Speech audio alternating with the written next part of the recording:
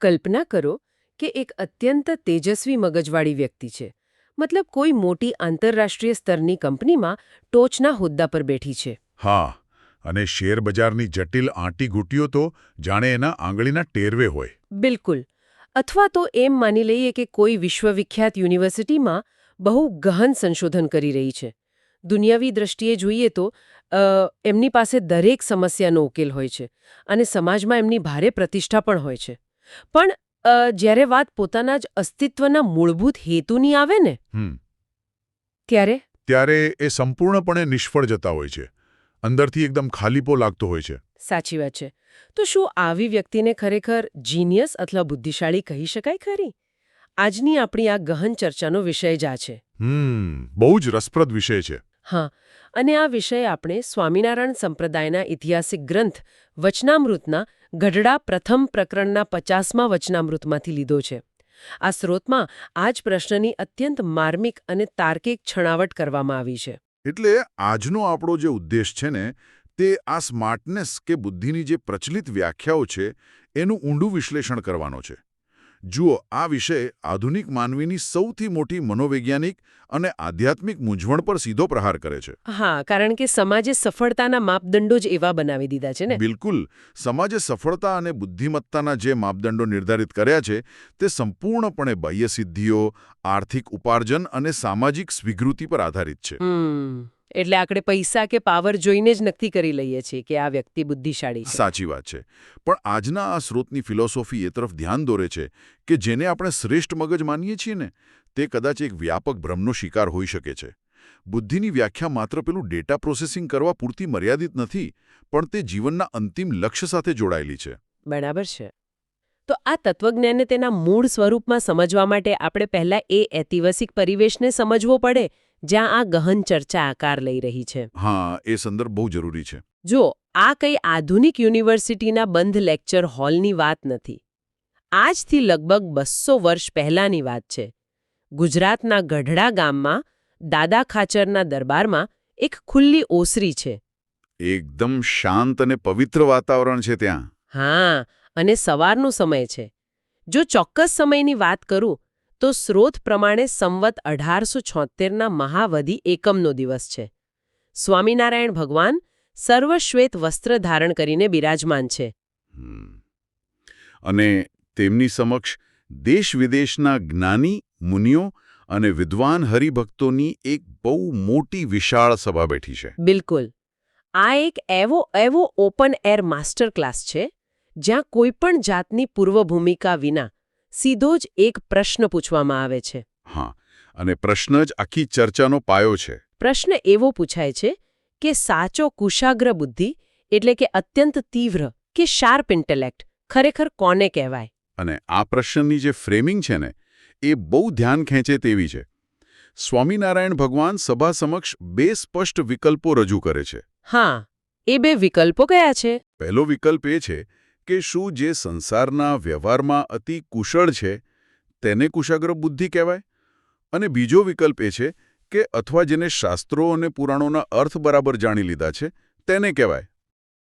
ઓહ, એટલે જો હું આજના સંદર્ભમાં જોઉં ને તો આ પેલો સ્ટ્રીટ સ્માર્ટ અને બુક સ્માર્ટ વચ્ચેનો જ પ્રાચીન વિવાદ લાગે છે. હા, બિલકુલ એ જ છે. વ્યવહારમાં પાવરધા લોકો પાસે કદાચ પુસ્તકીય જ્ઞાન ન પણ હોય, પણ તેઓ સંબંધો, વ્યાપાર અને સામાજિક ગણતરીઓમાં એકદમ નિપુણ હોય છે. હા, જેને આપણે પ્રેક્ટિકલ નોલેજ કહીએ છીએ. બરાબર. અને બીજી તરફ જે શાસ્ત્રોના જ્ઞાતા લોકો છે તે સિદ્ધાંતો, ફિલોસોફી અને તર્કશાસ્ત્રના નિષ્ણાત હોય છે. પણ શ્રોતમાં નોંધવામાં આવ્યું છે કે સામે બેઠેલા જ્ઞાની મુનિઓ આનો કોઈ જ ઉત્તર આપી શક્યા નહીં. મારી દ્રષ્ટિએ આ મૌન બહુ સૂચક છે. હા, કારણ કે આ મુનિઓ પોતે પણ પ્રખર વિદ્વાન હતા. સાચી વાત. તેમનું ઉત્તર ન આપી શકવું એ દર્શાવે છે કે માનવીય મગજ આ પ્રશ્નના ત્રીજા કોઈ વિકલ્પ વિશે વિચારવા તૈયારેલું જ નથી. આપણે સામાન્ય રીતે એવું જ માની લઈએ છીએ કે જો કોઈ વ્યક્તિ વ્યવહારમાં હોશિયાર છે અથવા તો બહુ ભણેલી છે તો તે બુદ્ધિશાળી તો છે જ. બિલકુલ. મુનિઓનું આ મૌન એ ખરેખર આપણી સમજણની મર્યાદાનું જ પ્રતિબિંબ છે. જ્યારે આ 2 પ્રચલિત માપદંડોને જ પ્રશ્નાર્થમાં મૂકવામાં આવે ને, ત્યારે એક બૌદ્ધિક શૂન્યાવકાશ સર્જાય છે.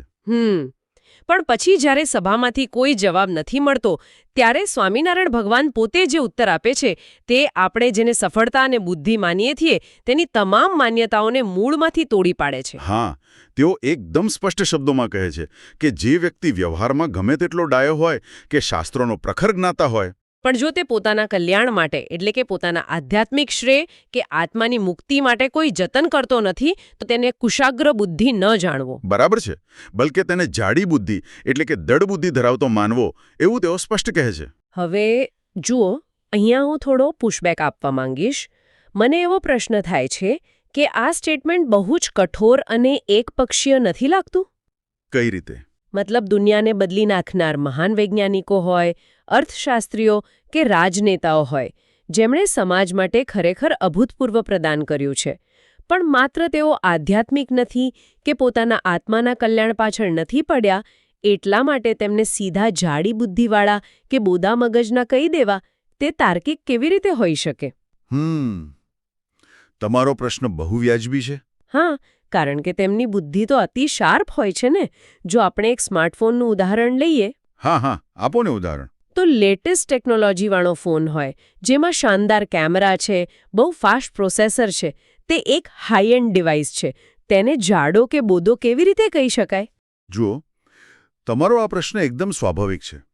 પણ અહીં જાડી બુદ્ધિનો અર્થ એવો બિલકુલ નથી કે તેમની પાસે આઈક્યુ ઓછો છે કે તેઓ મૂર્ખ છે. તો પછી એનો અર્થ શું થાય? અહીં બુદ્ધિની વ્યાપક ઉપયોગિતા અને તેના અંતિમ પરિણામના સંદર્ભમાં વાત થઈ રહી છે. તમે જે પેલા સ્માર્ટફોનની વાત કરીને તેમાં જે બેટરી છે તે જ આધ્યાત્મિક ચેતના છે. ઓહ, બરાબર. જો ફોનને પાવર સોર્સ સાથે કનેક્ટ કરીને ચાર્જ કરવાનું જ રહી જાય તો એ લાખો રૂપિયાનો ફોન થોડા કલાકો પછી માત્ર પ્લાસ્ટિક અને કાચનો એક નિર્જીવ અને નકામો ટુકડો બની જશે. એ વાત તો 100% સાચી. ચાર્જિંગ વગર એ ડબ્બો જ છે. બિલકુલ. ફોનના ફીચર્સ ગમે તેટલા શાનદાર કેમ ન હોય, તેનું અસ્તિત્વ પાવર પર નિર્ભર છે. એવી જ રીતે મનુષ્યના મગજમાં રહેલી તીવ્ર બુદ્ધિ એ એક અત્યંત પાવરફુલ ટૂલ છે, એક સાધન છે. એટલે કે બુદ્ધિ એ અંતિમ લક્ષ્ય નથી પણ સાધન છે. હા, ભારતીય તત્વજ્ઞાન અને આ સ્રોત મુજબ માનવજન્મનું અંતિમ લક્ષ્ય કલ્યાણ છે. જો વ્યક્તિએ અંતિમ લક્ષ્યને જ ચૂકી જાય અને માત્ર પેલા સાધનોને શણગારવામાં, ડેટા એકઠો કરવામાં કે ભૌતિક સિદ્ધિઓમાં જ આખું જીવન વિતાવી દે ને, તો અનંતકાળના સંદર્ભમાં તે બુદ્ધિ નિરર્થક સાબિત થાય છે. એકદમ સાચું. એટલે જ તેની બુદ્ધિ સાચી પ્રાથમિકતા નક્કી કરવામાં સદંતર નિષ્ફળ ગઈ હોવાથી તેને જાડી બુદ્ધિ કહેવામાં આવી છે. અરે વાહ! એટલે આખી વાત પેલા ઇન્સ્ટ્રુમેન્ટલ ઇન્ટેલિજન્સ અને અલ્ટિમેટ પર્પઝ વચ્ચેના ભેદની છે. હા, બિલકુલ. સાધન ગમે તેટલું ધારદાર હોય, પણ જો નિશાન જ ખોટું હોય તો તેનો કોઈ અર્થ સરતો નથી. સ્રોતમાં એ પણ ઉલ્લેખ છે કે જેનામાં દુનિયાવી બુદ્ધિ થોડી હોય, એટલે કે જે કદાચ બહુ ભણેલો ગણેલો ના પણ હોય. હા, અને દુનિયાવી પ્રપંચોમાં બહુ ન પડતો હોય. હા, પણ જો તે પોતાના કલ્યાણ માટે સતત સાવધાન રહેતો હોય તો તે જ સાચો કુશાગ્ર બુદ્ધિ છે. પણ મને હજુ એક સવાલ થાય છે. જી, પૂછો ને. જો દુનિયાવી સફળતાની પાછળ દોડનારાઓ આટલી મોટી તાત્વિક ભૂલ કરી રહ્યા છે, તો આખો સમાજ આવા લોકોને રોલ મોડેલ કેમ માને છે? આપણે કેમ આવા લોકો જેવા બનવા માંગીએ છીએ? કારણ કે આખો સમાજ એક વિશિષ્ટ પ્રકારની મનોવૈજ્ઞાનિક અને આધ્યાત્મિક નિદ્રામાં છે. નિદ્રામાં? એટલે બધા ઊંઘે છે એમ? હા, આ વાતને બહુ સચોટ રીતે સાબિત કરવા માટે સ્વામિનારાયણ ભગવાન વચનામૃતમાં ભગવદ્ ગીતાના 2 અધ્યાયના એક અત્યંત પ્રખ્યાત શ્લોકનો સંદર્ભ આપે છે. કયો શ્લોક છે એ? શ્લોક છે યાનિશા સર્વભૂતાનામ તસ્યામ જાગૃતિ સંયમી યસ્યામ જાગૃતિ ભૂતાની સા નિશા પશ્યતો મુનેઃ. ઓહો, હા, આ બહુ જાણીતો શ્લોક છે. પણ આનો સરળ અર્થ શું થાય? આ શ્લોકનો અર્થ સમજાવતા તેઓ કહે છે કે ભગવાનનું ભજન કરવું અથવા તો પોતાના આત્મકલ્યાણના માર્ગે ચાલવું ને તેમાં સર્વ જગતના જીવોની બુદ્ધિ રાત્રિના અંધકાર સમાન વર્તે છે. એટલે કે સામાન્ય લોકો માટે આધ્યાત્મિકતા રાત જેવી છે. બિલકુલ. અને જો ભક્તો છે, સાધકો છે, તેઓ આ બાબતમાં સંપૂર્ણ જાગૃત છે. આને સમજવા માટે હું એક બહુ સરસ એનાલોજી આપવા માંગીશ. આપણે એક જ શહેરમાં કામ કરતા 2 અલગ-અલગ શિફ્ટના લોકો વિશે વિચારી શકીએ. હા, ડે શિફ્ટ અને નાઇટ શિફ્ટવાળા એમને. બરાબર. જે ડે શિફ્ટવાળી વ્યક્તિ છે તેના માટે જ્યારે રાત પડે છે ત્યારે તેની દુનિયા થંભી જાય છે.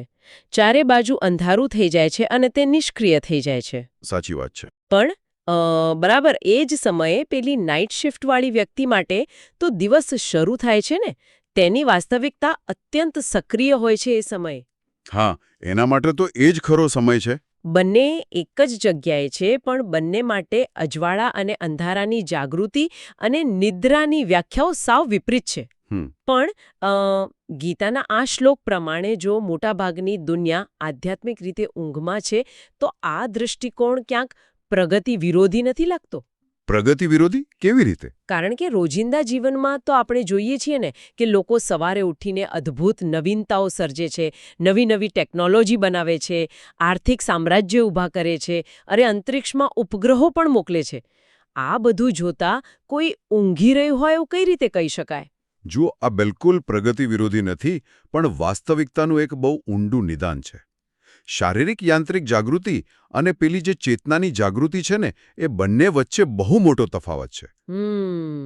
એટલે આંતરિક જાગૃતિ અલગ વસ્તુ છે. હા, ઉપગ્રહો મોકલવા કે આર્થિક સામ્રાજ્યો ઊભા કરવા તે બાહ્ય પ્રકૃતિ પરનો વિજય ચોક્કસ છે. પરંતુ જ્યારે આજ ભૌતિકવાદી મનુષ્યના મગજમાં આત્મકલ્યાણ, શાશ્વત સત્ય કે પોતાના અસ્તિત્વના મૂળ વિશે વિચાર કરવાનો સમય આવે છે ને, ત્યારે શું થાય છે? ત્યારે ત્યાં સંપૂર્ણ બ્લેન્કનેસ આવી જાય છે. ત્યાં તેને કોઈ અર્થ, રસ કે દિશા દેખાતા જ નથી. આ એક પ્રકારનો મનોવૈજ્ઞાનિક શૂન્યાવકાશ છે. તેના માટે આધ્યાત્મિકતાનો પ્રદેશ જાણે રાત્રિના ઘોર અંધકાર સમાન છે, જ્યાં તે સદંતર નિષ્ક્રિય થઈ જાય છે. બરાબર. જ્યારે એક આધ્યાત્મિક સાધક માટે એ જ આંતરિક ચેતના એકમાત્ર વાસ્તવિકતા છે. બિલકુલ સાચું. જે ભૌતિકવાદી દુનિયાને સામાન્ય માણસ અંતિમ સત્ય માનીને સતત દોડ્યા કરે છે ને, તે જ દુનિયા પેલા સાધક માટે ક્ષણભંગુર અને અંધકારમય ભ્રમણા છે. તો પછી પ્રશ્ન એ થાય કે જો આધ્યાત્મિકતા પ્રત્યે આખી દુનિયાની બુદ્ધિ સૂતી છે, તો આ બુદ્ધિ જાગે છે ક્યાં? હા, એ બહુ મોટો સવાલ છે. કઈ વસ્તુમાં આ અતિઝીણી મનાતી બુદ્ધિ પોતાનો પૂરો પાવર વાપરી રહી છે? સ્રોત આનો પણ બહુ જ ચોક્કસ ખુલાસો કરે છે. સ્વામિનારાયણ ભગવાન આ માટે પંચ વિષયનો સિદ્ધાંત રજૂ કરે છે. પંચ વિષય એટલે કે આપણી 5 ઇન્દ્રિયોના વિષયો, ખરું ને? હા, બિલકુલ. શબ્દ, સ્પર્શ, રૂપ, રસ અને ગંધ, આ 5 ઇન્દ્રિયોના વિષયો છે. તેઓ સ્પષ્ટ કરે છે કે સામાન્ય જીવોની બુદ્ધિ આ પંચ વિષયોને ભોગવવામાં જ સતત જાગ્રત વર્તે છે. અને તમને ખબર છે, આધુનિક ન્યુરોસાયન્સ અને માનવ વર્તણૂકના વિજ્ઞાનનો આ જ તો પાયો છે. ઓહ, એ કઈ રીતે? આજે જે આપણે ડોપામાઇન લૂપ્સ, કન્ઝ્યુમરિઝમ અને સોશિયલ મીડિયાના એલ્ગોરિધમ્સની વાત કરીએ છીએ ને, તે ખરેખર તો આ પંચ વિષયની જ આધુનિક આવૃત્તિઓ છે. અરે હા, આ તો બહુ સાચી વાત કરી. જો મનુષ્યની બધી જ શક્તિ, તેની પેલી કુશાગ્ર મનાતી બધી જ બુદ્ધિ માત્ર એ શોધવામાં વપરાય છે કે વધુ સ્વાદિષ્ટ ભોજન ક્યાંથી મળશે, વધુ આરામદાયક સ્પર્શ કે ભૌતિક સુખ ક્યાંથી મળશે, કાનને ગમે તેવું મ્યુઝિક કે આંખને ગમે તેવા દ્રશ્યો ક્યાંથી જોવા મળશે. એટલે જીવ માત્રની સમગ્ર ચેતના આ 5 ઇન્દ્રિયોના ડેટા કલેક્શન અને તેના ઉપભોગમાં જ રચી પછી રહે છે. બરાબર. આ વિષયોની પાછળ દોડવામાં માણસની બુદ્ધિ એટલી જ જાગૃત અને સાવધાન રહે છે કે તેમાં જ તે પોતાનું આખું જીવન ખર્ચી નાખે છે. એટલે આને સમજવા માટે પેલો વર્ચ્યુઅલ રિયાલિટી એટલે કે વીઆરનો ખ્યાલ એકદમ ફિટ બેસે છે. હું સમજાવવા માંગીશ. હા, ચોક્કસ. સમજાવો. કલ્પના કરો કે કોઈ વ્યક્તિએ માથા પર પેલો વીઆર હેડસેટ પહેરી લીધો છે અને તે કોઈ હાઈ ગ્રાફિક્સવાળી વિડીયો ગેમ રમી રહ્યો છે. હા, એટલે એ ડિજિટલ દુનિયામાં એકદમ ખોવાયેલો હોય. બિલકુલ. તે ડિજિટલ દુનિયાના દુશ્મનો સામે લડવામાં અને પેલા વર્ચ્યુઅલ અવાજો અને દૃશ્યો પ્રત્યે 100% સાવધાન અને જાગ્રત છે. ગેમની અંદર પોતાનો સ્કોર વધારવા માટે તે પોતાની બધી જ બુદ્ધિ વાપરી રહ્યો છે. અને એને એ દુનિયા એકદમ વાસ્તવિક જ લાગી રહી હોય ને? હા, પણ જો તે જ સમયે વાસ્તવિક દુનિયામાં એટલે કે એના પોતાના જ ઘરમાં આગ લાગે તો તેને કોઈ જ ખબર નથી હોતી. બાપરે. કારણ કે એ વાસ્તવિકતા પ્રત્યે આંધળો થઈ ગયો છે. બરાબર. તે વર્ચ્યુઅલ દુનિયાના વિષયોમાં સંપૂર્ણ જાગ્રત છે, પણ પોતાની અસલ વાસ્તવિકતા અને પોતાના પર આવેલા અસ્તિત્વના સંકટ પ્રત્યે સંપૂર્ણપણે આંધળો અને બેભાન છે. આ બહુ જ સચોટ વિશ્લેષણ છે. વચનામૃતના આધારે જોઈએ ને તો આપણે સૌએ આ પંચ વિષયોનો હેડસેટ પહેરી લીધો છે એમ જ કહેવાય.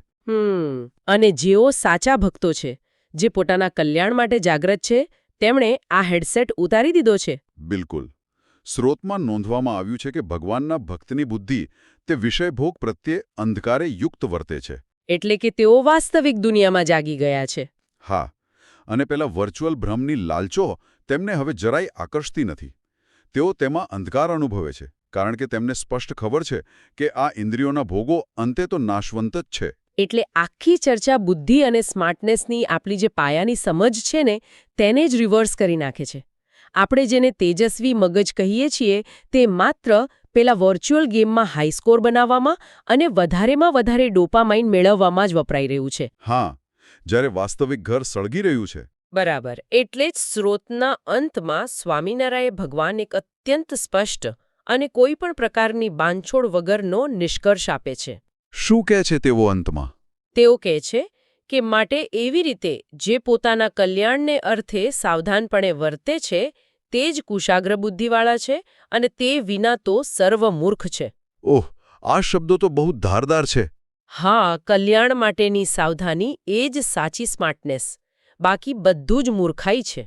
જો, આ કોઈ સાધારણ બૌદ્ધિક ચુકાદો નથી, પણ માનવ અસ્તિત્વનું સૌથી સનાતન અને નગ્ન સત્ય છે. કઈ રીતે? જો કોઈ જ્ઞાન કે બુદ્ધિનો ઉપયોગ એવી દિશામાં થતો હોય જે અંતે વ્યક્તિને આંતરિક અશાંતિ, કર્મના બંધન અને અર્થહીન દોડધામમાં જ અટકાવી રાખે, તો તેવી બુદ્ધિને વ્યાપક દૃષ્ટિકોણથી મૂર્ખાઈ સિવાય બીજું શું કહી શકાય? સાચી વાત છે. વ્યવહારમાં હોશિયાર હોવું કે શાસ્ત્રો જાણવા તે પોતાનામાં ખરાબ બિલકુલ નથી. પરંતુ જો તે જ્ઞાન મનુષ્યને પોતાના અસ્તિત્વના મૂળભૂત કલ્યાણ તરફ ન લઈ જતું હોય ને, તો તે અધૂરું છે. હા, એટલે સાચી બુદ્ધિમત્તા એ કઈ બેંક બેલેન્સ કે દિવાલો પર લટકતી ડિગ્રીઓથી નથી મપાતી. ના, જરાય નહીં. તે આધ્યાત્મિક સાવધાનીથી મપાય છે. એટલે આપણે જોઈએ તો આજના માહિતી વિસ્ફોટના યુગમાં આ સ્રોત ખૂબ જ પ્રસ્તુત બની રહે છે. આજે ચારે બાજુ ડેટાનો મારો ચાલી રહ્યો છે, આર્ટિફિશિયલ ઇન્ટેલિજન્સની વાતો થઈ રહી છે, દુનિયાવી સ્પર્ધા તો એની ચરમસીમા પર છે. હા, અને આપણી બધી જ શક્તિને સમયે માત્ર આ પંચ વિષયોને સંતોષવામાં જ વેડફાઈ રહ્યા છે. બરાબર. જાણે કે આખી સામાજિક અને આર્થિક વ્યવસ્થા એ રીતે જ ડિઝાઇન થઈ છે કે મનુષ્ય આ ઇન્દ્રિયોના ભોગ અને ભૌતિક લક્ષ્યોમાંથી ક્યારે બહાર જ ના આવી શકે. અને આ સ્થિતિ એક બહુ મોટા આત્મનિરીક્ષણની માંગ કરે છે. આપણે આપણી જાતને પૂછવું પડશે કે આપણી આ કહેવાતી સ્માર્ટનેસ કે કુશાગ્રતા આપણને ખરેખર મુક્ત કરી રહી છે કે પછી વધારે સૂક્ષ્મ, અદૃશ્ય અને જટિલ બંધનોમાં જકડી રહી છે? બહુ સરસ વાત કરી. અને આ સંપૂર્ણ ડીપ ડાઇવના આધારે મને એક એવો વિચાર આવે છે જે ખરેખર મગજને હચમચાવી મૂકે તેવો છે. એવો તે કયો વિચાર છે? જુઓ, વિચાર કરો કે જો આજનો આખો સમાજ, આપણું અર્થતંત્ર, આપણું કલ્ચર અને ટેકનોલોજી એવી રીતે ઘડાયેલા છે કે જે આપણને સતત માત્ર આ 5 ઇન્દ્રિયોના વિષયો પ્રત્યે જ જાગૃત રાખે છે. એટલે કે દેખાવ, સ્વાદ, અવાજ અને ભૌતિક સુખો પ્રત્યે. હા, બરાબર. અને તેમાં જ આપણને સતત વ્યસ્ત રાખે છે. તો શું આખી માનવજાતિ અત્યારે એક સામૂહિક આધ્યાત્મિક સ્લીપ વોકિંગ, એટલે કે આંખો ખુલ્લી રાખીને ઊંઘમાં ચાલવાની બીમારીનો શિકાર નથી બની ગઈ? ઓ, આ તો બહુ મોટો પ્રશ્ન છે. હા, આપણે બધા લેટેસ્ટ ગેજેટ્સ લઈને અત્યંત સ્માર્ટ હોવાના અહંકાર સાથે સામૂહિક રીતે ઊંઘમાં ચાલી રહ્યા છીએ. અને જો આખી દુનિયા જ ઊંઘમાં ચાલતી હોય તો આ માયાજાળની સામૂહિક નિદ્રામાંથી આપણને જગાડનારું એલાર્મ ખરેખર શું હોઈ શકે? કોઈ એવો ધક્કો ખરો જે આ પંચ વિષયના વર્ચ્યુઅલ હેડસેટને તોડી શકે? બિલકુલ. અને સૌથી મોટો પ્રશ્ન એ છે કે જો એ એલાર્મ વાગશે પણ ખરું તો આ દુનિયાવી ઘોંઘાટમાં આપણે તેને સાંભળી શકીશું ખરા? આના પર તો ખરેખર ગંભીરતાથી વિચાર કરવો રહ્યો. ચોક્કસપણે. કલ્પના કરો કે એટલે જસ્ટ ઇમેજિન કરો કે કોઈ વ્યક્તિ વર્ષો સુધી એક અત્યંત જટિલ વિડિયો ગેમ પાછળ પોતાનો પૂરો સમય આપી રહ્યો છે. બરાબર. તે રાત દિવસ એક કરીને ગેમના બધા જ લેવલ પાર કરે છે, દુનિયામાં સૌથી હાઈએસ્ટ સ્કોર બનાવે છે અને સ્ક્રીન પર પેલા વર્ચ્યુઅલ સિક્કાઓનો મોટો ઢગલો કરી દે છે. હા, આજકાલ આવું બહુ જોવા મળે છે. પણ આ બધી દોડધામમાં એનું ધ્યાન જ નથી કે જે કન્સોલ પર તે ગેમ રમી રહ્યો છે તેની બેટરીની લાલ લાઈટ ઝબૂકી રહી છે. ઓહ, એટલે બેટરી પૂરી થવા આવી છે. એક્ઝેક્ટલી. અને અચાનક સ્ક્રીન બ્લેકઆઉટ થઈ જાય છે, પાવર ખતમ. હવે પેલો હાઈએસ્ટ સ્કોર કે પેલા વર્ચ્યુઅલ સિક્કાઓનો કોઈ અર્થ ખરો? જરાય નહીં, બધું જ ઝીરો થઈ ગયું. બસ, 200 વર્ષ જૂના એક ઐતિહાસિક અને દાર્શનિક ગ્રંથના આધારે જો કહીએ તો આજે મોટાભાગના મનુષ્ય બિલકુલ આ જ રીતે જીવી રહ્યા છે. સાવ સાચી વાત છે. આજના આપણા આ ઊંડાણપૂર્વકના ડીપ ડાઇવમાં આપણે આધુનિક જગતની સ્માર્ટનેસ અને સાચી બુદ્ધિ વચ્ચેના ભેદને એકદમ મૂળમાંથી સમજવાનો પ્રયાસ કરીશું. આજની આપણી ચર્ચાનો આધાર છે શ્રી સ્વામિનારાયણ ભગવાનનો પ્રસિદ્ધ ગ્રંથ વચનામૃત. અને ખાસ કરીને તેમાં આવતું ગઢડા પ્રથમ પ્રકરણનું 50મું વચનામૃત. જુઓ, અહીં કોઈ ધાર્મિક માન્યતાની વાત નથી કરવાની આપણે. ના, બિલકુલ નહીં. પણ માનવ મનોવિજ્ઞાન અને અસ્તિત્વની પ્રાથમિકતાઓને લગતી એક એવી સાર્વત્રિક ફિલોસોફીની વાત છે જે આજના હાઈ સ્પીડ યુગમાં સૌથી વધુ પ્રસ્તુત છે. તમે જે આ વિડીયો ગેમવાળી સરખામણી આપીને એ ખરેખર ખૂબ જ અસરકારક છે. કારણ કે આજના સમયમાં આપણે બુદ્ધિ અથવા પેલું ઇન્ટેલિજન્સનું માપન કઈ રીતે કરીએ છીએ? કેવી રીતે? એટલે કોઈ વ્યક્તિ કેટલી ઝડપથી ડેટા પ્રોસેસ કરી શકે છે, સ્ટોક માર્કેટમાંથી કેટલો નફો રળી શકે છે, યા તો કોઈ કંપનીનો ગ્રાફ કેટલો ઉપર લઈ જઈ શકે છે, ખરું ને? હા, એ જ તો આજની સ્માર્ટનેસ છે. જેની પાસે પૈસો અને પાવર છે એ સ્માર્ટ. બરાબર. આ બધી જ બાબતોને આપણે કુશાગ્ર બુદ્ધિ એટલે કે શાર્પ ઇન્ટેલેક્ટ માનીએ છીએ. પરંતુ વચનામૃતના આ પ્રકરણમાં બુદ્ધિની વ્યાખ્યાને એક બિલકુલ અલગ જ એંગલથી જોવામાં આવી છે. કયા એંગલથી? તેમાં બહુ સ્પષ્ટતા કરવામાં આવી છે કે ભૌતિક જગતની અંદર ગમે તેટલી સફળતા મેળવી હોય, પણ જો વ્યક્તિ પોતાના મૂળ અસ્તિત્વનો એટલે કે પોતાના આત્માના કલ્યાણનો વિચાર ન કરે તો તેને બુદ્ધિશાળી કહી જ ન શકાય. ઓહો, એટલે આ વાત સીધી રીતે આપણી આધુનિક સફળતાની વ્યાખ્યાઓ સાથે ટકરાય છે. એકદમ ટકરાય છે. અને આ ટકરાવ જ સૌથી રસપ્રદ છે એવું મને લાગે છે. કારણ કે એક તરફ એવી દુનિયા છે જ્યાં અબજોપતિઓ અને ટેક જાયન્ટ્સને આપણે આદર્શ માનીએ છીએ. હા, આપણે એમને ફોલો કરીએ છીએ. અને બીજી તરફ આ ગ્રંથ કહે છે કે માત્ર સંસારનો વ્યવહાર જાણવો એ કોઈ મોટી સિદ્ધિ નથી.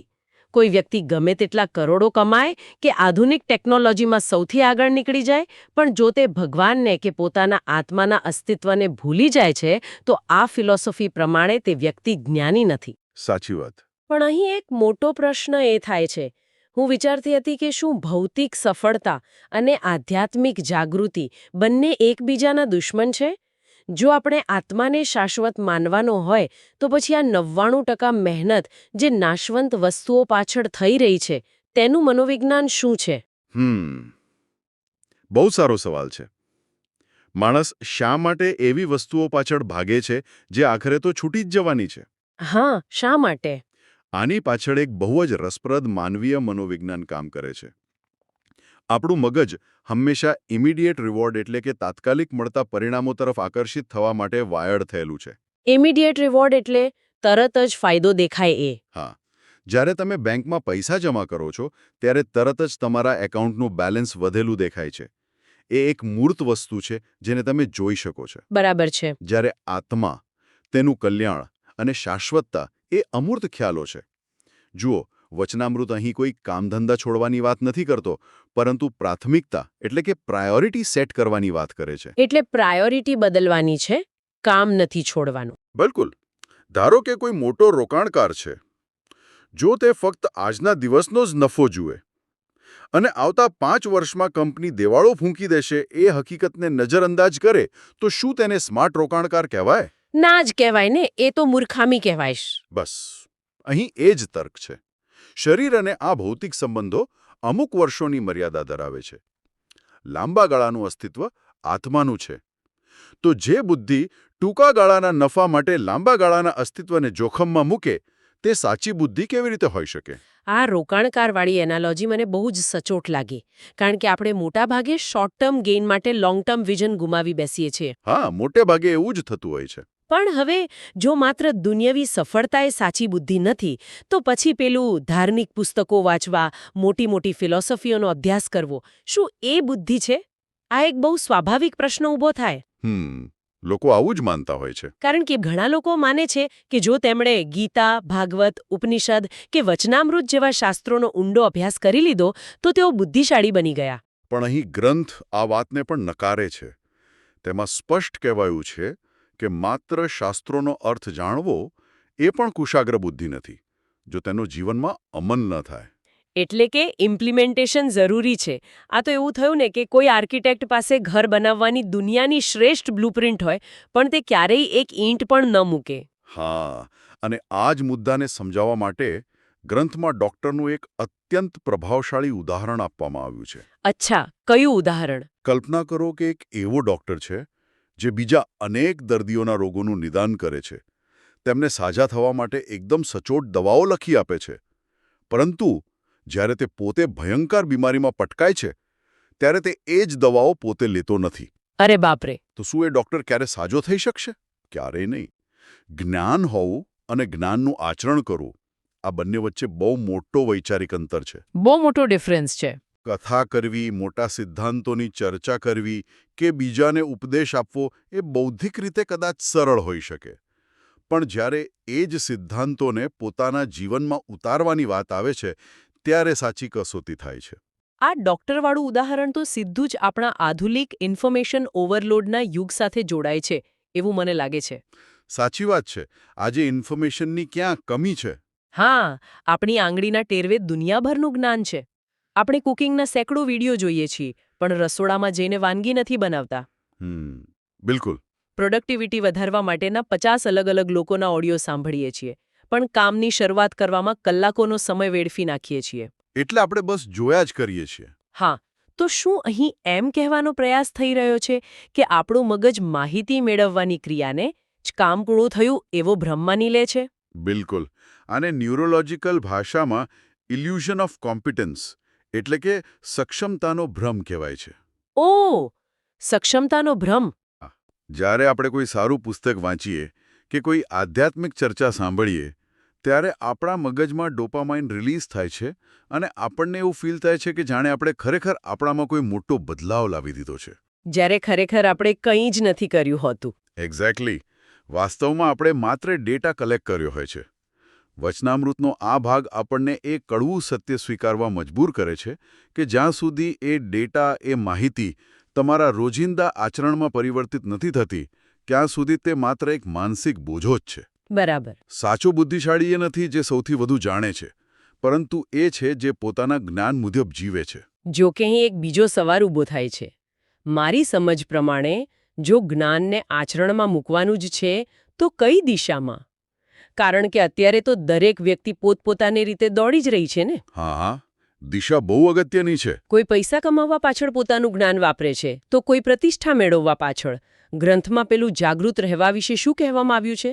આ સમજવા માટે સ્ત્રોતમાં ભગવદ્ ગીતાના એક ખૂબ જ પ્રચલિત અને ગહન શ્લોકનો સંદર્ભ લેવામાં આવ્યો છે. શ્લોક છે યા નિશા સર્વભૂતાનામ તસ્યાં જાગૃતિ સંયમી યસ્યામ જાગૃતિ ભૂતાણી સા નિશા પશ્યતો મુનેહ. હા, આ શ્લોક તો ઘણો જાણીતો છે પણ એનો એક્ઝેક્ટ અર્થ શું થાય છે અહીં? આનો અર્થ કંઈક એવો થાય છે કે જ્યાં આખી દુનિયા જાગે છે ત્યાં સંયમી મુનિ સૂઈ રહ્યા છે અને જ્યાં સામાન્ય દુનિયા સૂઈ ગઈ છે ત્યાં મુનિ જાગે છે. શું વાત કરો છો? આ તો એકદમ વિરોધાભાસી ચિત્ર ઊભું કરે છે. આપણે જેને જાગવું કહીએ છીએ તેને આ ગ્રંથ ઊંઘ કહે છે. હા, આ વિરોધાભાસ ખરેખર અટેન્શન ઇકોનોમી એટલે કે ધ્યાનના અર્થશાસ્ત્રનો સૌથી જૂનો સિદ્ધાંત છે. અહીં ઊંઘવું કે જાગવું એ કોઈ શારીરિક અવસ્થા નથી. તો શું છે? આ વાત છે તમારું ફોકસ ક્યાં છે તેની. સામાન્ય માણસની પૂરી ઊર્જા ક્યાં કેન્દ્રિત છે? વધુ ધન કમાવામાં, સમાજમાં મોટો દરજ્જો મેળવવામાં, 5 ઇન્દ્રિયોના સુખો ભોગવવામાં. હા, એની પાછળ જ બધા દોડે છે ને. આ બાબતો પ્રત્યે સામાન્ય જગત અત્યંત સક્રિય અને જાગૃત છે. પણ એક સંત કે આધ્યાત્મિક માર્ગે ચાલનાર સાધક માટે આ બધી જ બાબતો ગૌણ છે. તેઓ આ ભૌતિક સ્પર્ધા પ્રત્યે સંપૂર્ણપણે ઉદાસીન હોય છે. એટલે કે દુનિયાની નજરમાં તેઓ સૂતેલા છે. અચ્છા, એટલે એમને એમાં રસ નથી. બિલકુલ. જ્યારે બીજી તરફ ભગવાનનું ભજન, આંતરિક શાંતિ, આત્માની શુદ્ધિ આ એવી બાબતો છે જેના પ્રત્યે સામાન્ય દુનિયા આંખ બંધ કરીને ઘસઘસાટ ઊંઘી રહી છે. જ્યારે પેલો સાધક આ જ બાબતો માટે સતત જાગૃત રહે છે. આ તો જાણે પેલી મેટ્રિક્સ ફિલ્મના કન્સેપ્ટ જેવું છે. જે વસ્તુને મોટાભાગના લોકો વાસ્તવિકતા માનીને તેની પાછળ આખી જિંદગી દોડતા રહે છે તેને આ દૃષ્ટિકોણ એક ભ્રમણા કે ઊંઘ ગણાવે છે. સાવ સાચું. જ્યારે આપણે રાત્રે 2 વાગ્યા સુધી લેપટોપ પર ઓફિસનું કામ કરીએ છીએ કે શેર બજારના ગ્રાફ જોતા હોઈએ છીએ ત્યારે આપણને લાગે છે કે આપણે બહુ એક્ટિવ છીએ, પણ આધ્યાત્મિક પરિમાણમાં જોઈએ તો આપણી અંદરની ચેતના સંપૂર્ણપણે નિષ્ક્રિય છે. હા, આપણે અંદરથી તો ઊંઘીએ જ છીએ. અને જ્યારે કોઈ વ્યક્તિ સવારે શાંતિથી બેસીને ધ્યાન કરે છે, જે બહારથી કદાચ નિષ્ક્રિયતા લાગી શકે, ત્યારે તે વ્યક્તિની ચેતના સંપૂર્ણપણે સક્રિય હોય છે. પણ હવે આટલું સમજ્યા પછી મને એ પ્રશ્ન થાય છે કે દુનિયા આખરે આ રીતે ઊંઘી કેમ રહી છે? એવી કઈ વ્યવસ્થા છે જે માણસને જાગવા જ નથી દેતી? આ બહુ મોટો સવાલ છે. આનો જવાબ આપવા માટે વચનામૃતમાં પંચ વિષયનો બહુ સચોટ ખ્યાલ રજૂ કરવામાં આવ્યો છે. પંચ વિષય એટલે કયા 5 વિષય? પંચ વિષય એટલે શબ્દ, સ્પર્શ, રૂપ, રસ અને ગંધ. આ 5 ઇન્દ્રિયોના માધ્યમથી માણસ બહારની દુનિયા સાથે જોડાય છે. સુંદર દ્રશ્યો જોવા છે, મધુર સંગીત કે લોકોના વખાણ સાંભળવા છે, સ્વાદિષ્ટ ભોજન ખાવું છે. હા, આ જ તો જીવનની મોજ છે ને. માનવ મગજ ઉત્ક્રાંતિની પ્રક્રિયામાંથી જ એવી રીતે ઘડાયું છે કે તે આ ઇન્દ્રિયોના સુખને જીવનનો મુખ્ય હેતુ માની લે છે. કારણ કે આ બાબતોમાંથી મગજને ઇન્સ્ટન્ટ કેમિકલ રિવોર્ડ મળે છે. હા, અને આજના ડિજિટલ યુગમાં તો આ પંચ વિષય બહુ ભયાનક સ્વરૂપ લઈ લીધું છે. આપણા સ્માર્ટફોન અને સોશિયલ મીડિયાના જે એલ્ગોરિધમ્સ છે એ આ જ રૂપ અને શબ્દના વિષયોને ટાર્ગેટ કરે છે. બિલકુલ ટાર્ગેટ કરે છે. એમને ખબર જ છે કે આપણને શું ગમે છે. માણસ સ્ક્રીન પર આવતી શોર્ટ રીલ્સ કે શોર્ટ વિડીયોઝ જોવા માટે આખી રાત જાગે છે. એના મગજને સતત નવા ઇનપુટ્સ મળતા જ રહે છે. પણ જો એ જ વ્યક્તિને કહેવામાં આવે કે 5 મિનિટ આંખ બંધ કરીને પોતાની અંદર જુઓ અથવા કોઈ આધ્યાત્મિક પાઠ કરો, તો તેને તરત કંટાળો આવવા લાગે છે. કારણ કે ત્યાં કોઈ એક્સટર્નલ સ્ટિમ્યુલેશન નથી. સાચી વાત છે, એમને ચેન જ નથી પડતું. ગ્રંથમાં પૂછવામાં આવેલો આ સવાલ કે તારી બુદ્ધિ ક્યાં વપરાય છે, એ આજની જનરેશન માટે એક મોટો તમાચો છે. આપણી શ્રેષ્ઠ બૌદ્ધિક ક્ષમતા માત્ર 2-2 સેકન્ડના વિડીયો સ્વાઇપ કરવામાં જ વપરાઈ રહી છે. બહુ સાચી અને કડવી વાત છે આ. પણ અહીં મને થોડું પ્રેક્ટિકલ ફ્રિક્શન દેખાય છે. એટલે જો આ પંચ વિષય જ ખરાબ છે, તો શું આપણે સંસાર છોડી દેવો જોઈએ? શું કોઈ કોર્પોરેટ કર્મચારીએ પોતાનો ફોન ફેંકી દઈને નોકરી છોડીને હિમાલયમાં જતા રહેવું જોઈએ? ના, એવું નથી. કારણ કે આજના સમયમાં ટેકનોલોજી અને લોકોના સંપર્ક વિના જીવવું અશક્ય છે. તો પછી બેલેન્સ કઈ રીતે થાય? આ એક બહુ વ્યાજબી શંકા છે અને સામાન્ય રીતે લોકો આવું જ માની લેતા હોય છે કે આધ્યાત્મિક થવું એટલે બધું છોડી દેવું. પરંતુ આ ફિલોસોફી એવું બિલકુલ નથી કહેતી. અચ્છા, તું શું કહે છે? આ વાતને સ્પષ્ટ કરવા માટે સ્ત્રોતમાં કમળનું ઉદાહરણ આપવામાં આવ્યું છે. કમળ હંમેશા કાદવમાં અને પાણીમાં જ ઉગે છે. તે પાણીથી ક્યારેય ભાગતું નથી. બરાબર. છતાં તમે જુઓ, પાણીનું એક પણ ટીપું કમળના પાંદડા પર ટકી શકતું નથી. તે પાણીમાં રહીને પણ પાણીથી સંપૂર્ણપણે નિર્લેપ એટલે કે ડ્રાય રહે છે. બસ આ જ રીતે સાધકે કે સામાન્ય માણસે સંસાર છોડવાની જરૂર નથી. એટલે ભાગવાની જરૂર નથી. બિલકુલ નહીં. પણ સંસારના વિષયો પ્રત્યેના પોતાના વલણને બદલવાની જરૂર છે. તમે ઓફિસમાં કામ કરો, આધુનિક ટેકનોલોજીનો ઉપયોગ કરો, પણ એ ટેકનોલોજી તમારો ઉપયોગ ન કરવી જોઈએ. આ કમળવાળો વિચાર ખરેખર બહુ ઊંડો છે. પણ વાસ્તવિક જીવનમાં આટલું ડિટેચમેન્ટ અથવા નિર્લેપતા કેળવવી એ બહુ અઘરું કામ છે. અઘરું તો છે જ, પણ અશક્ય નથી. એક સર્જનનું ઉદાહરણ લઈએ. સર્જન જ્યારે ઓપરેશન થિયેટરમાં દર્દી પર સર્જરી કરે છે, ત્યારે તેનું પૂરું ધ્યાન એ પ્રક્રિયા પર હોય છે. પણ જો એ સર્જન દર્દી સાથે ભાવનાત્મક રીતે જોડાઈ જાય અને વિચારવા લાગે કે આ દર્દીનું શું થશે, તો એના હાથ કાંપવા લાગે અને સર્જરી બગાડી બેસે. બહુ ફાઇન એક્ઝામ્પલ આપ્યું તમે. એટલે એ સર્જન પૂરી તીવ્રતાથી કામ કરે છે, છતાં પરિણામથી ડિટેચ્ડ રહે છે. કદાચ આને જ સંસારમાં રહીને કમળની જેમ રહેવું કહી શકાય. તમે પૈસા કમાઓ, સંબંધો નિભાવો, પણ એ પૈસા કે હોદ્દાને તમારી આંતરિક ઓળખ ન બનવા દો. જ્યારે પૈસા જાય કે હોદ્દો જાય, ત્યારે તમારું અસ્તિત્વ ન હચમચી જવું જોઈએ. એક્ઝેક્ટલી.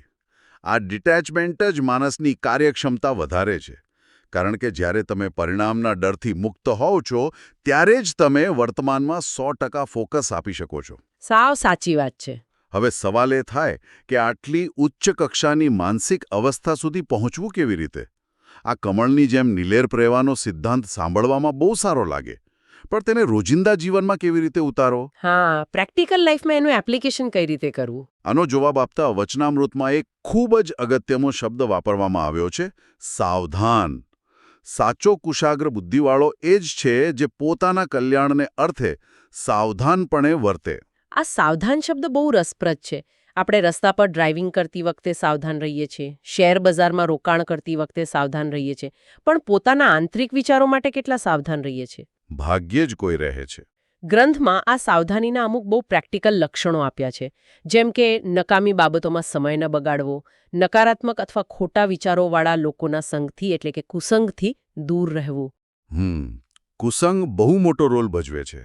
અને પોતાના માટે નક્કી કરેલા આધ્યાત્મિક નિયમોનું ચુસ્તપણે પાલન કરવું. ખાસ કરીને ગુસ્સો, માન, ઈર્ષ્યા જેવા જે આ ભાવનાત્મક વાયરસ છે તેનાથી પોતાના મગજને બચાવવું, આ બધું કરવું એટલે સાવધાન રહેવું. બરાબર છે. પણ પ્રોબ્લેમ એ છે કે આવું મોટિવેશન બહુ જલ્દી પૂરું થઈ જાય છે. લોકો થોડા દિવસ સત્સંગ કરે, કોઈ મોટિવેશનલ વિડિયો જુએ એટલે એકદમ ચાર્જડ અપ થઈ જાય, પણ પછી અઠવાડિયામાં પાછા પોતાના જૂના રૂટીનમાં આવી જાય છે. પેલો સ્પાર્ક જતો રહે છે. હા, આ જ તો સૌથી મોટી સમસ્યા છે, અને આપણે આધ્યાત્મિક એન્ટ્રોપી કહી શકીએ. સમય જતાં આપણો ઉત્સાહ ઘટી જાય છે કારણ કે આપણને આપણા મૂળ લક્ષ્યની ગંભીરતા નથી હોતી. હા, ગંભીરતાનો અભાવ હોય છે. આ દૃઢતાના અભાવને દૂર કરવા માટે ગ્રંથમાં એક અત્યંત પ્રેરણાદાયક ઉદાહરણ આપવામાં આવ્યું છે, જે દર્શાવે છે કે આધ્યાત્મિકતા એ કોઈ કામધંધો ન કરતા હોય તેવા નવરા લોકોનો વિષય નથી. વાત છે એક અત્યંત ધનિક અને વ્યસ્ત વેપારીની. અચ્છા, શું વાત છે એમની? આ વેપારી પોતાના વિશાળ બિઝનેસ સામ્રાજ્યને સંભાળતો હતો, છતાં રોજ સવારે નિયમિતપણે સમય કાઢીને ભગવાનનું ભજન કરતો. આસપાસના લોકોને બહુ આશ્ચર્ય થતું કે આટલા મોટા બિઝનેસમેન પાસે આ બધું કરવા માટે સમય ક્યાંથી આવે છે. હા, એ તો થાય જ ને, આશ્ચર્ય. ત્યારે તે વ્યાપારીએ એક બહુ જ માર્મિક જવાબ આપ્યો હતો. ધંધો તો શરીર માટે છે, પણ ભજન આત્મા માટે છે. અરે વાહ! આ વ્યાપારીનો જવાબ આજના આપણા કહેમાતા બિઝી લોકો માટે ખરેખર આંખ ઉઘાડનારો છે. આપણી પાસે સમય નથી હોતો એવું નથી, પણ આપણી પ્રાથમિકતાઓ સ્પષ્ટ નથી હોતી. બિલકુલ સાચું. આપણે પ્રાયોરિટી સેટ નથી કરતા. આ તો પ્યોર ટાઈમ મેનેજમેન્ટ અને પ્રાયોરિટી મેનેજમેન્ટની વાત છે. આપણે જીમમાં જઈએ છીએ કારણ કે શરીર ફિટ રાખવું છે. આપણે ઓફિસમાં 10 કલાક કામ કરીએ છીએ કારણ કે બેંક બેલેન્સ વધારવું છે. પણ આપણે ક્યારેય વિચારીએ છીએ કે આ મન જેની અંદર આપણે આખો દિવસ જીવવાનું છે તેની શાંતિ માટે આપણે કયો ટાઈમ સ્લોટ ફાળવ્યો છે? કોઈ જ નહીં. આપણે એવું માની લીધું છે કે આંતરિક શાંતિ તો જાણે કોઈ પ્રોડક્ટ છે જે એમેઝોન પરથી ઓર્ડર કરીશું એટલે તરત મળી જશે.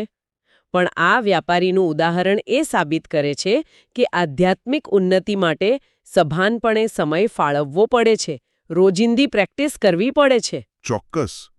જેમ શરીરને દરરોજ પોષણની જરૂર છે ને, તેમ મનને પણ પોષણની જરૂર છે. અને તે પોષણ આવે છે દૈનિક સ્મરણ, માળાપાઠ અને સંત ભક્તોના સંગમાંથી. આ કોઈ યાંત્રિક ક્રિયાઓ નથી. તો શું છે?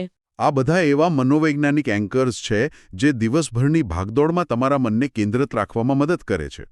જો તમે સવારે તમારું કેન્દ્ર નક્કી નથી કરતા, તો આખી દુનિયા તૈયાર જ બેઠી છે તમને પોતાના એજન્ડા પ્રમાણે ખેંચી જવા માટે. સાચી વાત છે. ડિસ્ટ્રેક્શન તો ડગલેના પગલે છે. અને આખી ચર્ચાના અંત તરફ જતા વચનામૃતનો જે ઉપસંહાર છે તે માણસની વાસ્તવિક તાકાતનો અહેસાસ કરાવે છે. દુનિયા જીતવી સરળ છે, પરંતુ મન જીતવું મુશ્કેલ છે. હા, આ એક વિધાનમાં આખી ફિલોસોફીનો નિચોડ સમાયેલો છે. બાળની દુનિયામાં સફળ થવા માટેના અમુક નિશ્ચિત સમીકરણો છે. જો તમે ચોક્કસ સ્કિલ શીખી લો, સખત મહેનત કરો, તો દુનિયાવી પદ કે પૈસો મેળવી શકાય છે. હા, એ શક્ય છે. તેમાં સ્પર્ધા છે, પણ તે અશક્ય નથી. પરંતુ પોતાનું જ મન જે સતત પંચ વિષયો તરફ, શોર્ટ ટર્મ ડોપામાઇન તરફ અને ભૌતિક સુખો તરફ આકર્ષાયા કરે છે, તેને કાબૂમાં લેવું એ દુનિયાના કોઈપણ સીઈઓ કે કોઈપણ નેતા માટે સૌથી અઘરો પ્રોજેક્ટ છે. સાવ સાચી વાત કહી તમે. સાચી બુદ્ધિ, જેને આપણે કુશાગ્ર બુદ્ધિ કહીએ છીએ, તે એ જ છે જે આ ચંચળ મનને સમજે છે, તેને કાબૂમાં લે છે અને તેને ઉચ્ચતમ આધ્યાત્મિક લક્ષ્ય સાથે જોડે છે. બિલકુલ. અને આ જ કારણ છે કે આજના ડીપ ડાઇવની શરૂઆતમાં આપણે જે સ્માર્ટનેસની વાત કરી હતી તેની વ્યાખ્યા હવે સાવ બદલાઈ ગઈ છે. હા, આખી ડેફિનેશન જ ચેન્જ થઈ ગઈ. સાચો સ્માર્ટ માણસ એ નથી જે માત્ર આ દુનિયાની ગેમ સારી રીતે રમી જાણે છે, પણ સાચો સ્માર્ટ માણસ એ છે જે જાણે છે કે આખી ગેમ કયા પ્લેટફોર્મ પર ચાલી રહી છે અને તેની બેટરી ક્યારે ખતમ થવાની છે, જે પોતાના શાશ્વત અસ્તિત્વને પ્રાથમિકતા આપે છે, તે જ સાચો બુદ્ધિશાળી છે. એકદમ પરફેક્ટ કન્ક્લુઝન છે આ. આજના આ વિશ્લેષણથી એટલું તો સ્પષ્ટ થાય છે કે આપણે જેને ઇન્ટેલિજન્સ માનતા હતા તે તો માત્ર ઇન્ફોર્મેશન પ્રોસેસિંગ છે. સાચી બુદ્ધિ તો અંદરથી શરૂ થાય છે. હા, અંદરની યાત્રા છે આ. તો આ ડીપ ડાઇવનું સમાપન કરતા પહેલા આખી ચર્ચામાંથી જન્મેલો એક વિચાર અહીં રજૂ કરવો છે મારે. આજે મોટાભાગના લોકો પોતાના ખિસ્સામાં એક સ્માર્ટફોન લઈને ફરે છે. એ ડિવાઇસની બેટરી જો 20% પર આવી જાય તો તરત જ એક પ્રકારની બેચેની શરૂ થઈ જાય છે કે જલ્દી ચાર્જર શોધો નહીંતર સંપર્ક તૂટી જશે. હા, માણસ તરત દોડાદોડી કરવા લાગે. પરંતુ આ અવાજો અને નોટિફિકેશન્સથી ભરેલી દુનિયામાં આપણી અંદરની જે જાગૃતિની બેટરી છે તે ધીમે ધીમે સાવ 0% થઈ ગઈ છે, છતાં કોઈને તેની નોંધ પણ નથી લેવી. આધ્યાત્મિક રીતે કદાચ આખી પેઢી સ્વિચ ઓફ થઈ ગઈ છે. બહુ ડરામણી પણ સાચી વાત છે. તો આજે એક સવાલ સૌએ પોતાની જાતને પૂછવાની જરૂર છે કે શું હાથમાં રહેલા આ અત્યંત સ્માર્ટ ડિવાઇસ ખરેખર માનવજાતને વધુ બુદ્ધિશાળી બનાવી રહ્યા છે કે પછી તેઓ આપણી સાચી કુશાગ્ર બુદ્ધિને, આપણા અંદરના સાચા અવાજને કાયમ માટે મ્યુટ કરી રહ્યા છે? વિચારવા જેવો પ્રશ્ન છે. કદાચ રોજની માત્ર 5 મિનિટ આ ડિજિટલ ઘોંઘાટથી દૂર રહીને પોતાની અંદર જોવાનો પ્રયાસ થાય તો સમજાશે કે વાસ્તવમાં આપણું ફોકસ ક્યાં છે. ચાલો ફરી મળીશું એક નવા વિષય અને નવા વિશ્લેષણ સાથે. આવજો.